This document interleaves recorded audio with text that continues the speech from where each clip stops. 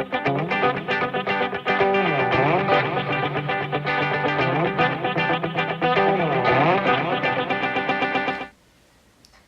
everybody, it's Ali here from Apple to Zucchini Performance Nutrition for another Nutrition Tip Tuesday.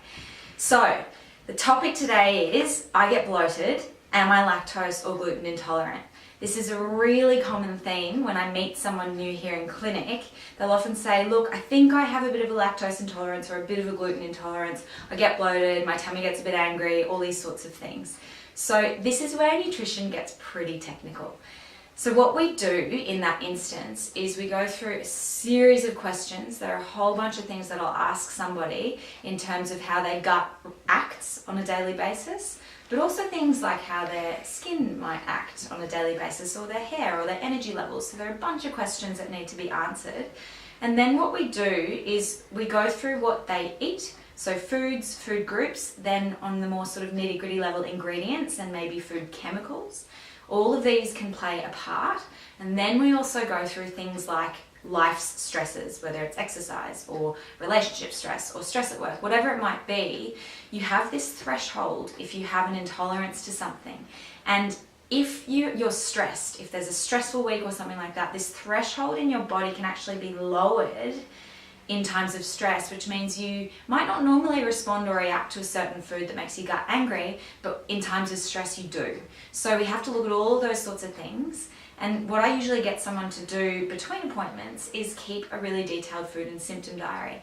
And when they do this, they bring that back in and we go through it, usually with a highlighter, a red pen, something like that. I usually sit down on my own time and have a really good detective look at it.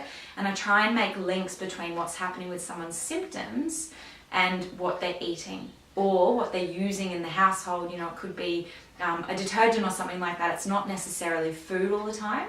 So essentially, if you think you're having issues, yes, you can start to eliminate things and see what happens. But usually I'll sit down with someone and say, look, there are a couple of options that we can take in terms of how your symptoms are at the moment, in terms of what we eliminate. And then we go through a process of elimination, which essentially is stripping your diet back to the basics, seeing how you go, and we really need to be strict with this time, which can be hard if you're social. So you pick a time where you're going to be a bit quieter on your weekends and you stick to this sort of elimination strategy.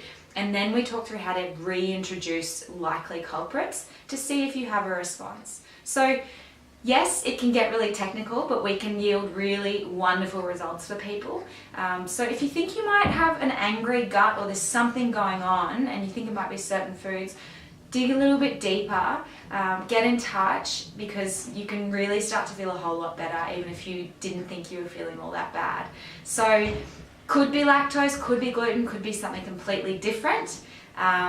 Let's put our investigative hats on and have a look. So I will see you next week for another Nutrition Tip Tuesday.